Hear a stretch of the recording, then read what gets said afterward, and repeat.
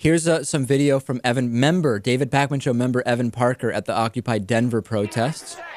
Seems like a good turnout.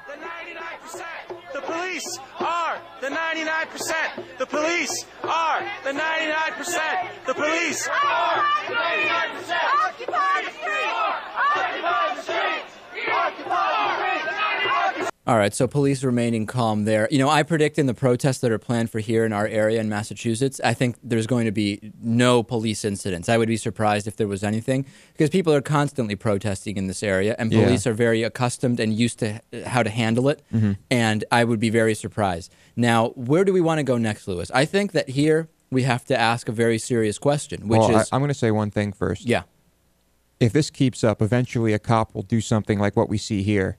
And it will infuriate a crowd, and they'll kill him. You think so? You think that potentially a cop could die with this? I think it could very easily happen, yeah. All right. Well, we'll see. Hopefully no one dies. That's my hope. We have to ask the question here, what liberal media, right? This is what we always hear. What liberal media is it that is not covering the Occupy Wall Street protests until they can negatively portray the protesters? Because they start getting arrested, right?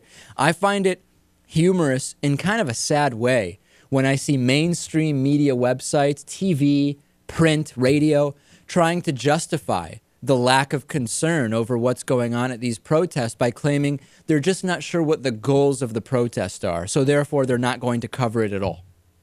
It seems like a cop-out to me, particularly when I don't remember the Tea Party ever being forced to come up with a list of demands in MLA-style format, delivered via, certified mail to media outlets before they were covered by the media, before the media was fawning over 25-person rallies saying it's an explosive movement. I don't remember that. With a bunch of people holding signs and saying, we want our country back. Exactly. What does that mean? The angry white Republican storyline was good enough to devote endless hours and hours of coverage to the Tea Party.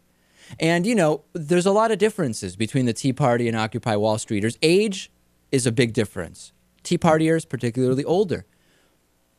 Ethnicity, big difference, right? Even though Michele Malkin, well, we'll get to Michele Malkin. So I don't know whether these protests are going to be effective or not. I really don't.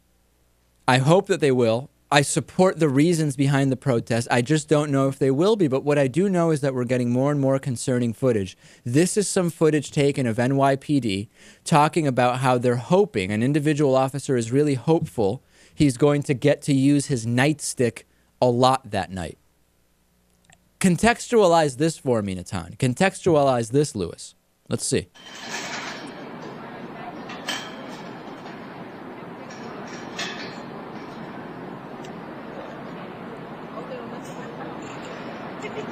My little nightstick's gonna get a workout tonight, hopefully. Why? My little nightstick is going to get a workout tonight, hopefully, in case you didn't hear that. What's the context there? Maybe he's just saying, I fear for my life, so hopefully I'm able to defend myself in a reasonable and ethical way with my nightstick. Is that what he meant? Maybe he wasn't talking about his billy club. What was he talking? What's his nightstick? Maybe he was talking about... it was sexual innuendo? That's what it was, Lewis? Maybe. He was talking to a female cop that was standing right next to him. Yeah, maybe. And here's the Fox 5 crew getting pepper sprayed. And here again, whatever the context is, here's a police officer taking his nightstick and just going nuts with it, just swinging it everywhere, now we're hitting talking people. about a weapon this time. This time Yeah. we're talking about a weapon. Okay. Take a look at this. Wall Street and stopped in front of a police barrier, spending some time deciding what to do next. First, some of them sat down. Then after a while, they stood up, and at one point, some in the crowd pushed forward. Here we go. Watch it.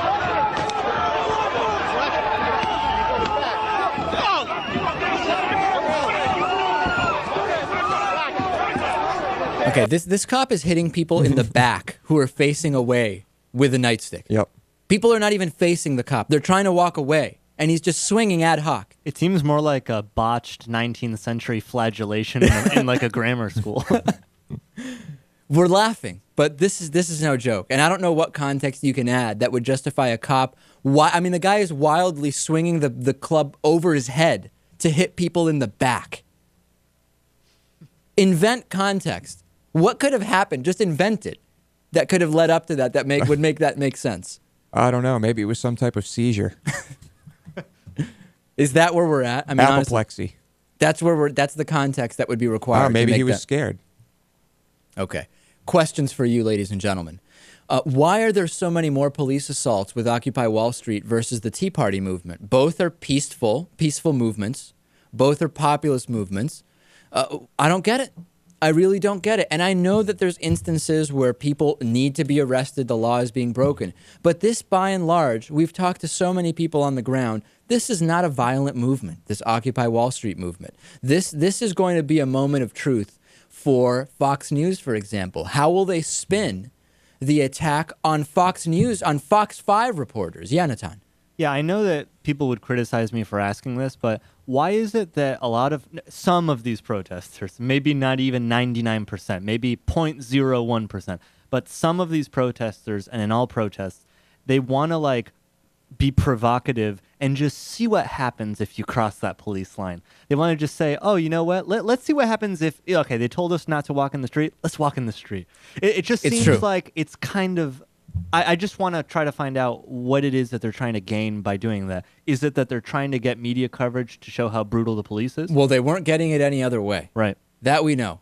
When this crossed over to mainstream media coverage with arrests on, I believe, on the Brooklyn Bridge. So I don't know the answer to that, Lewis. There is definitely that desire to see how far you can take it. I understand that. Yeah, people are pushing the limit. And I mean, I hate to use the term, but I think to an extent there's some mob mentality here. All right. Lastly on this, let's put up the image. This is a very bad editing job by Fox Nation. Michele Malkin wrote an article saying that the Occupy Wall Street movement is 99% white. And in the picture that they put up, I think I can count, 6 black people? It's a bad picture. It's a bad narrative. I mean, look at this picture. Yeah. And this is, of course, to show the idea is, hey, people were criticizing the Tea Party for being all white. This movement is all white. But let's look at it. This is a very different landscape than the Tea Party, both in age, in racial diversity, but also gender. Because the Tea Party was also primarily male. So if you're trying to support Michele Malkin's absurd notions about the Occupy Wall Street is 99% white, this is the wrong picture to do it, I think. Would you agree, Lewis?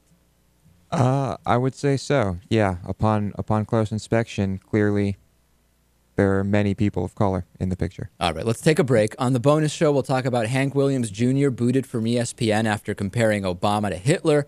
We'll compare and contrast Steve Jobs and Bill Gates, which we'll get to also later in the show. And is listening to Rush Limbaugh torture? One African-American woman is suing, saying it is. Back after this. The David Pakman Show at davidpakman.com.